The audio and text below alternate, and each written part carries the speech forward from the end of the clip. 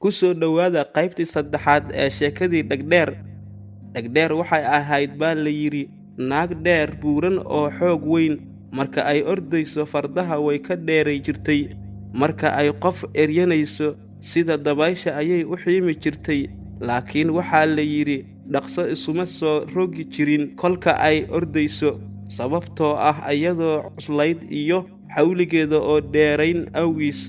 Dadku waxay ogaayeen intaas. Marka ay qof eryanayso wuu daba marayn jiray sida ayuuna kaga fikan jiray. Waxay lahayd timo yaaci ah oo marka ay ordayso gadaal u sayrmaya sida saynta fardaha oo kale. Indho xinjir guduudan ah ayay lahayd. Dhulow dhul ma tahay ayay wax ka arki jirtay. Waxayna wax u maqli jirtay ama u urin jirtay sida dugaagga. Dhagaheedu midba sida eyga u dheerayd. Sida awgeed baana loogu bixiyay magaca dhagdheer. Marka ay jiifto dhagteeda dheer way taagnaan jirtay. Marka ay gamacdana dhagteedu way dhici jirtay. Sidaana waxaa lagu garan jiray in ay hurday. Hilibka dadka aad bay u jeclayd.